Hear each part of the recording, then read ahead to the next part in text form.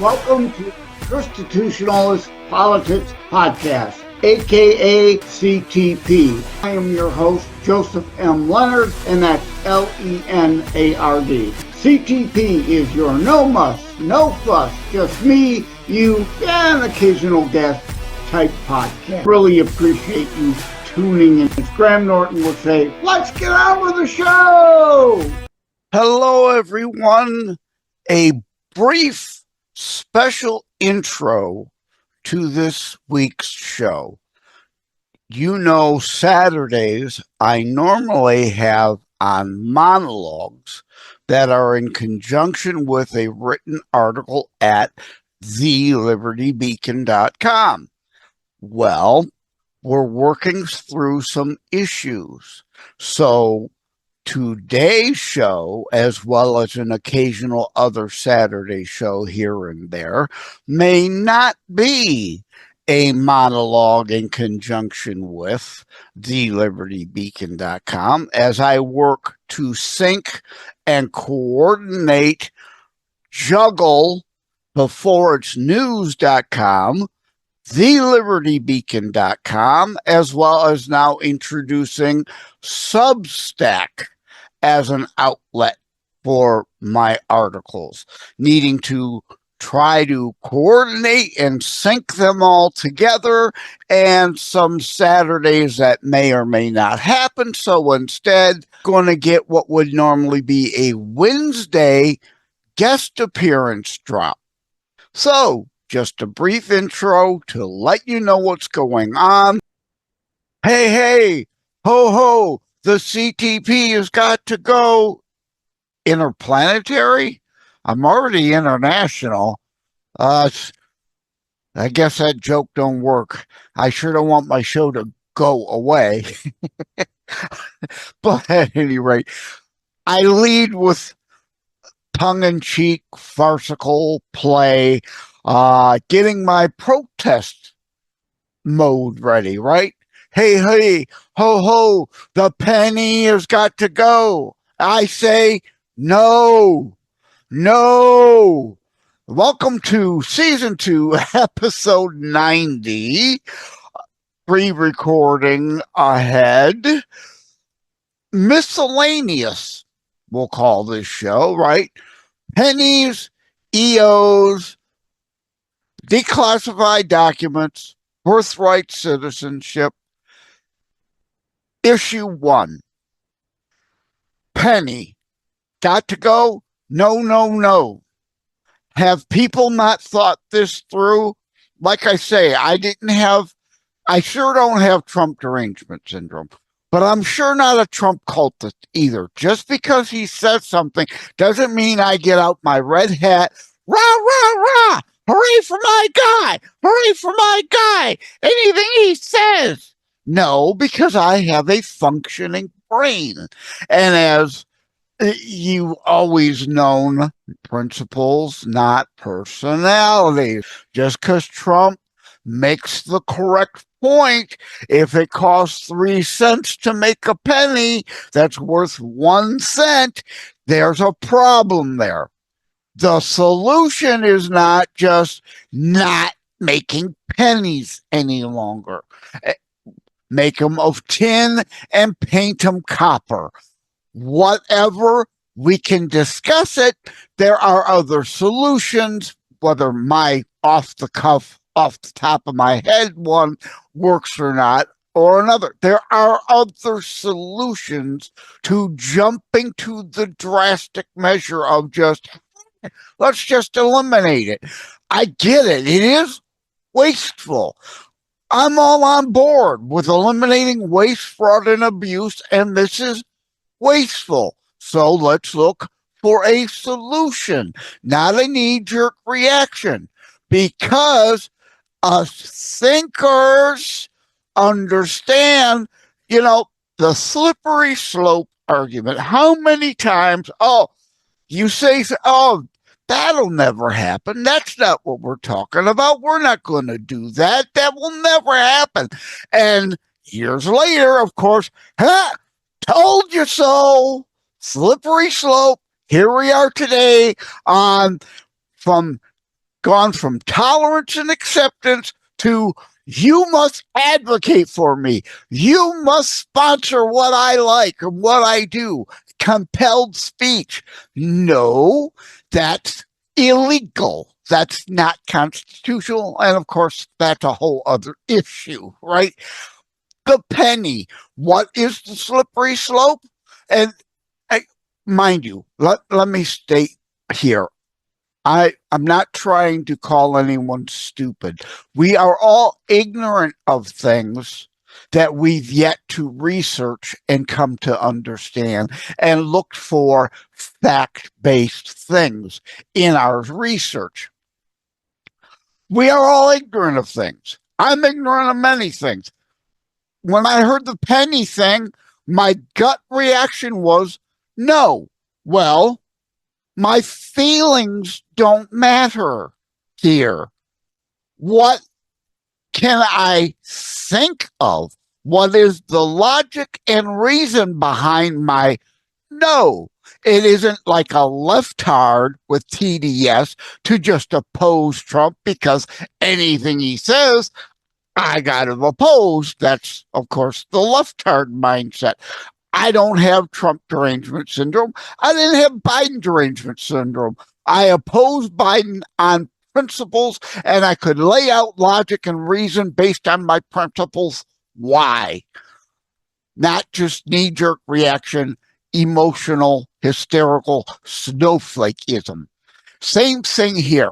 Why do I say no? What is that slippery slope you may not have just thought about? You haven't thought it through. You just heard for the first time recently. Penny costs 3 cents to make. It's worth a penny. Let's eliminate it. At first blush, that might seem reasonable, but it is not. What is the slippery slope? You're listening to a Christian show, Revelation. We know how it ends. The mark of the beast. Well, what does the penny have to do with the mark of the beast? That slippery slope. So we eliminate the penny today. So first off, what are they going to do? They're not going to round down your taxes. Every price you pay will then be rounded up to the nearest nickel. Your taxes will automatically go up to the nearest nickel. I don't care the difference of 4 cents.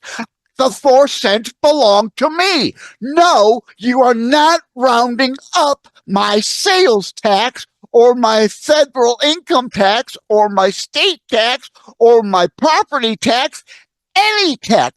No, no, no. For that reason alone, you're not rounding it up because it's a digital payment all of a sudden. No, that's item one. But that ultimate slippery slope, the mark of the beast, if I eliminate the penny today, that's then the argument and excuse for eliminating all monetary physical measurements. Let's eliminate all the coins. They're expensive. Paper money's easier. Let's then just round everything up to the next dollar. No.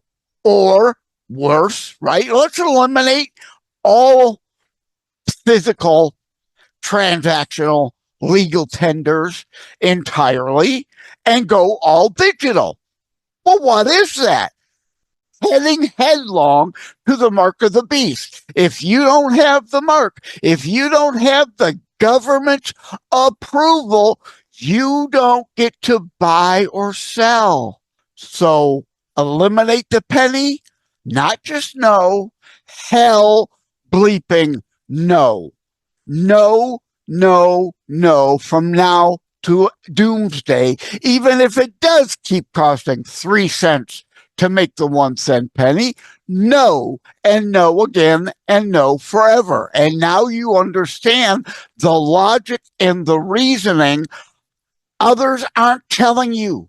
You're not hearing this anywhere else. Of course, the right stations, the pro-Trump stations are all, yeah, rah, rah, rah, rah, rah. No, think for yourself. I don't agree with everything Trump says. That's an example. And anything Trump says, I'm willing to entertain. I'm as anti-tax as they come. That means I'm anti-tariff. But it also means that there can be exceptions to a rule, and I'm willing to give Trump the benefit of the doubt and support him in the tariff efforts as an exception to my normal rule of no, no, no. No new taxes, no higher taxes, any kind, for any reason. But this is an exception. What would you, the right station to rah, rah, rah, the left, I forgot to say, all right, just Trump said it, so they got to oppose it, right? There's no logic or reason. But, oh, now I lost the other point I was going to. The tariffs, my exception. A lot of these tariff threats are just that. They're threats. Hey, morons. Read The Art of the Deal. This is the art of the deal. He's not meaning to put on tariffs, but if and when and where he does, I'm willing to back him up because I'm for free trade, but I'm not for America being everybody's sucker trade.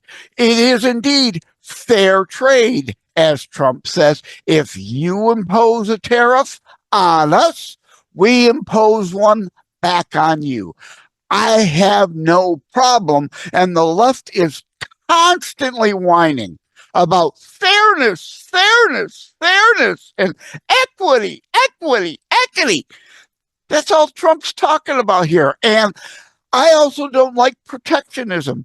But from a national security standpoint, it is indeed an exception to the rule. We must keep steel and certain other manufacturing things active in our nation. It's a matter of security, national defense. The arsenal of democracy isn't the arsenal for anything or anyone ever if we can't make stuff to defend freedom here and abroad. So those are the arguments about the penny and also kind of the tariff to give you a back and forth. I'm willing to break my rules for Trump on the tariffs. I am not going to agree with him on the penny, and for all the reasons I laid out. But anyway, I spent way longer on that particular subsegment of the miscellaneous today than I was expecting to. Executive orders. Now, if you tuned into the prior episodes, and if you haven't, why haven't you? The We the People Demand List, parts 1 and 2, as well as episodes on Doge, absolutely. Cuts at the executive level with Doge, all for them.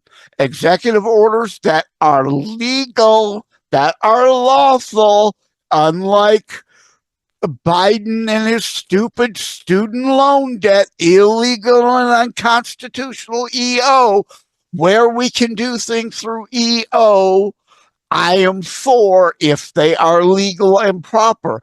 But beyond that, for them to have any force of law beyond Trump's term, if somehow they steal the next election and the Kamalunist, just for sake of argument, takes over. You think things were bad enough under the Bidenomics. Wait till Cackles puts in full communomics. But just for sake of argument, she gets in, she can do just what Trump did. Just EO, reverse one EO. Whatever Trump did, I undo it. So in order to make them last, we need Congress to pass them as laws, and the president sign.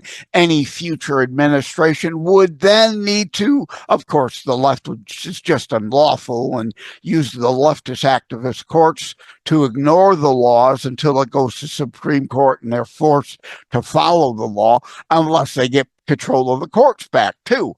Then that's shot. Control of SCOTUS. But at least if Congress passes a law and Trump signs it, there's a little more weight than just an EO. And that's what We the People demand list is all about. And I got to say, I'm a bit disappointed in my friends out there not signing it, not sharing it. It's like the Pantene commercial, right? Tell two people, they tell two people, they sell two people. Then, right, pretty soon you got a movement. We need a movement here for the We the People demand list to demand Mike Johnson, who I supported, better than McCarthy, who was better than Paul Ryan, but is still way far short of what we really need and what we really should have as a speaker. He's somewhat weak. We need to keep pressure on him and all our Congress critters, as well as pressure on Thune, the new leader. Again, I would have preferred a different one. Thune, better than McRhino, Turtle, right? Steps in the right direction, but we're still nowhere we need to be. Why? No, you cannot rest. You must keep pressure on Congress to pass these into law. Other things need constitutional amendment power and restraints on our government, like term limits. Either we add term limits for Congress or we remove them from president. One or the other. There's no consistency. There must be consistent constraints. If they apply to the executive, they need to apply to Congress. And in a lot of ways, that's the only way we're going to get things done. But of course, the current Congress critters will exempt themselves. So a constitutional amendment towards term limits will, of course, mean, well, they'll be grandfathered in, but it'll at least apply in the future. Other things like, I can't remember what all I go into now. I'm up to 53 items in the We the People demand list. And again, we're not going to agree on all of them. That isn't the point. If you're looking at it and say, well, I don't agree with items 7 and 12, so I'm going to ignore all 53. Please, that's just stupid. We need to put pressure so they at least bring up and discuss and bring bills to the floor on all these. Then we can, on an individual specific topic basis, pressure our representatives either for or against it and why we think about it, our logic and reason behind supporting or opposing, not our feelings and what the media is drumming up to get us into emotional hysterics about, selling fear porn, like with the Convention of States. Runaway convention, retardism. Give me a break. Even if it were, you're not going to get the requisite number of states to ratify a repeal of the Second Amendment. People, I'm with Mark Levin on this. We need a convention of states, but short of that, we need Congress to at least start the process like the one I added the other day, item 53, returning to the gold standard or something that backs our money. Otherwise, BRICS, that is backed by precious metals and minerals, will supplant the US dollar eventually. It's not going to happen overnight. It may take 50 years because it's probably going to take 10, 12, 15 years to get a constitutional amendment passed to get it.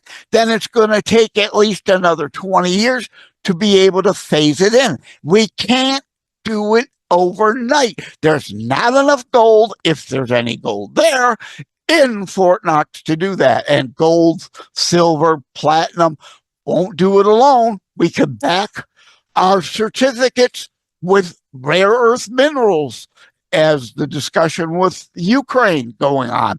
What little we've got, we can use as part of the reserve currency backing.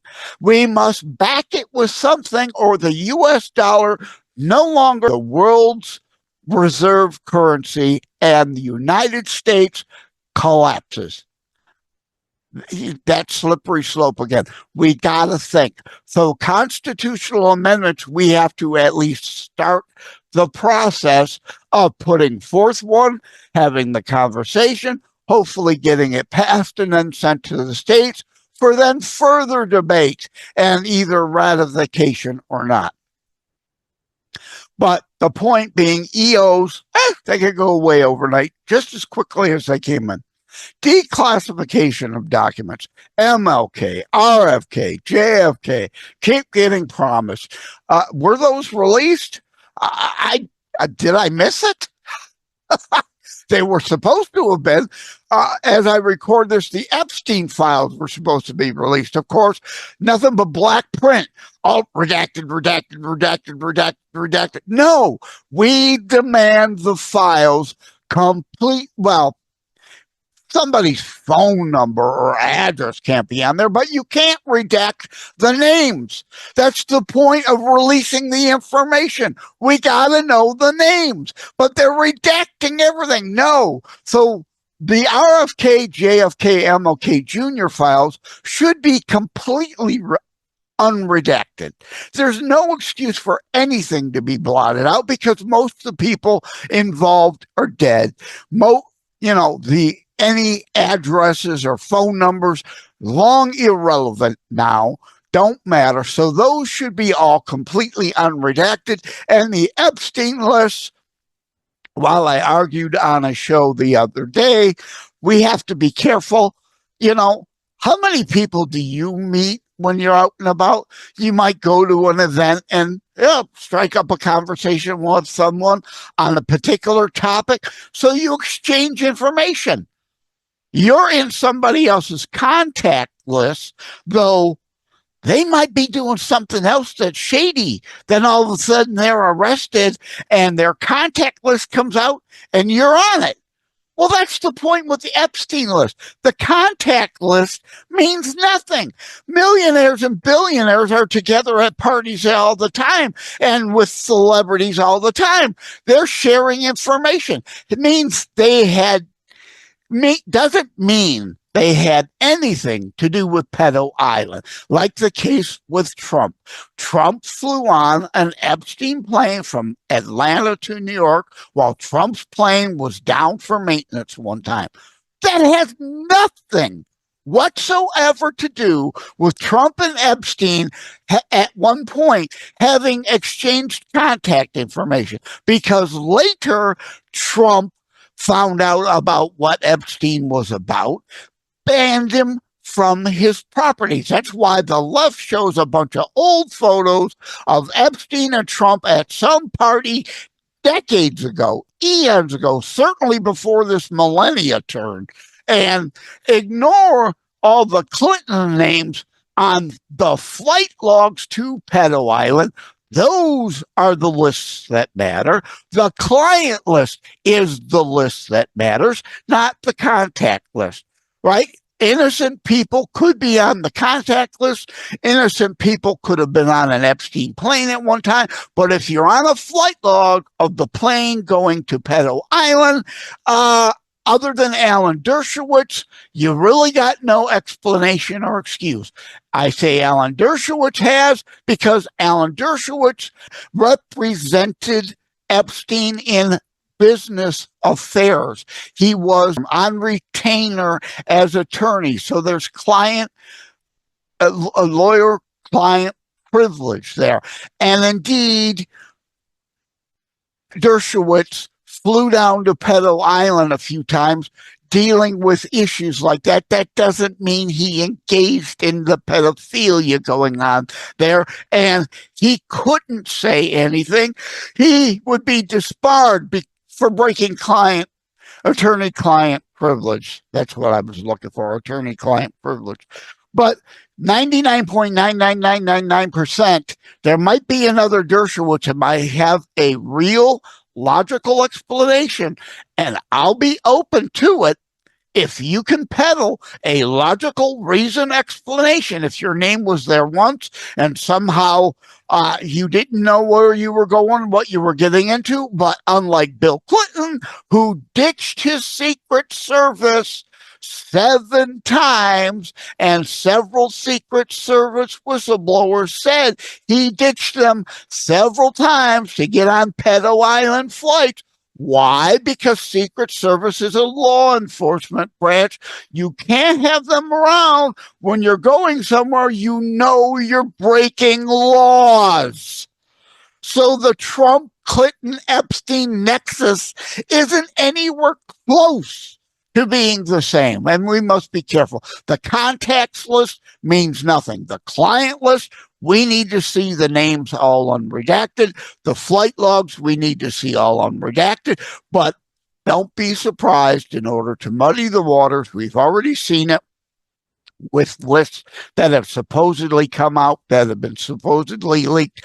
A bunch of different names will be added to phony lists that are leaked in order to muddy the water, so people who are on the list engaged in pedophilia at Pedo Island can say, no, that it wasn't me. I don't know why my name's on there. This is a fake list. So we've got to use our brains and common sense in this. We need to deal with stuff that is legally admissible and had been admitted into the courts. That's the other thing. Epstein is dead now. Okay.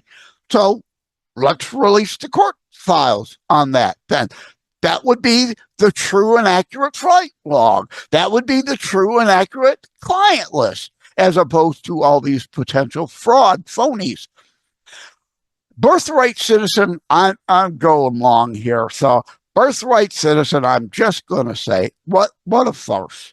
The GOP, the Grand Old Party, the Abolitionist Party, the party that freed the slaves, we wrote the Civil Rights Act, including the one LBJ signed saying, I'll have those you-know-what voting Democrat for the next 200 years because I'm going to lie. LBJ lied that it was his. No, he signed the Republican bill that was passed by majority Republicans in the House, majority Republicans in the Senate. LBJ just told them in the Senate to not filibuster it. The Democrats had been filibustering that Civil Rights Act for a long time so that Eisenhower couldn't sign it. It's the same with the 14th Amendment. The 14th Amendment was written by the Republicans. 13th, 14th, and 15th Amendments, if you haven't heard, are known as the Republican Amendments for a reason. And the 14th Amendment was passed by majority Republicans. We wrote it.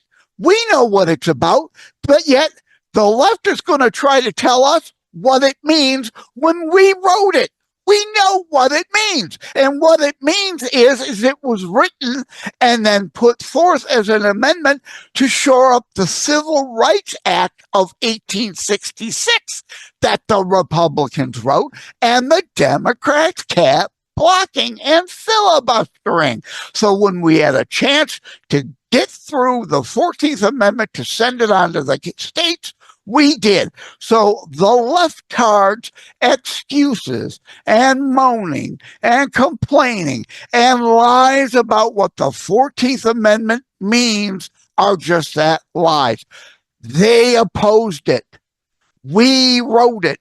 We know what we meant when we wrote it.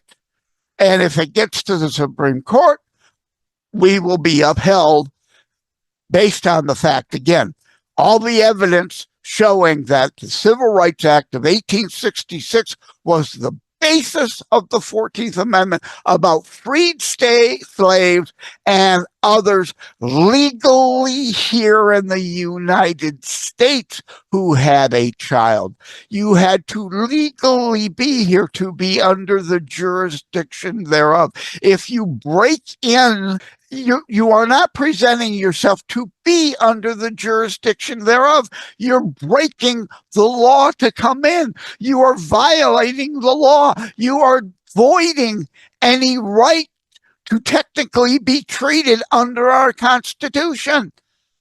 This is simple stuff, but yet the leftards can never, ever, ever deal in reality and facts. It is all false narratives and whatever delusion they can sucker people into believing. Oh, my throat is now sore. I apologize. I got animated again. I'm going to need a nap now after this. Like I've said in another episode, my appearance on these shows belie my condition. I suffer CFIDs and a whole host of other health issues. It's why I'm on disability. So I'm good for short bursts of energy like this. But then, like now, after this, I need a nap because most of the time I don't have this kind of energy that you see that some people misjudge me by. It's not really the content of my character. It is, it's what I hope to be. It's what I prefer to be all the time, but I can't be all the time because of my bad health. So people may judge based on a wrong impression they get just from the show because they don't know me any other time. But at any rate, I just felt necessary to give that explanation because Michael Gardner, aka Savaged, on Savaged Unfiltered, I'm known as Jokester Joe over there, but he's also joking about calling me Raging Joe. It's like, or Cocaine Joe. I don't do caffeine. Imagine me even if I were on caffeine. I can't do the caffeine either. So just because you see me like this during the shows doesn't mean I'm like this all the time. I'm worn out. I'm tired. I need to sleep a lot. I need to sit around doing nothing a lot of the time. Luckily, I can do fits and bursts of energy to enough to do the show twice a week, with the exception of music weeks coming up. Though those have been recorded over time, spread out, though they'll be dropped Monday through Friday, likely 3 weeks in a row. Again, those aren't done all on that day every day. I can't do that every day. That's why I broadcast guest Wednesdays and monologue Saturdays, music week Monday through Friday, several weeks. Those shows are already ready to go. All I have to do is lean over from me for the behind the scenes, hold up the green screen again, and joke about the ugly couch, right? Hit upload on the button for the show that was all ready to go. So that's not going to take a lot of energy. At any rate, I just felt it necessary for some personal insight for you to better understand me, to know where I'm coming from all the time, because as Don McCauley of the Authors Show wrote of me about my books, and I thank him so much, honor, integrity, and patriotism. For some, those are just words. For best-selling author Joseph M. Leonard, those are everyday values he brings to everything in his life. Paraphrase there a bit, but yeah, the three: honor, integrity, and patriotism, the main core things, absolutely do identify me, and I thank him for saying that. I do use that in my bio, but again, I just don't have the energy to do as much as I once do. But the honor and the integrity part is what I want to point to here.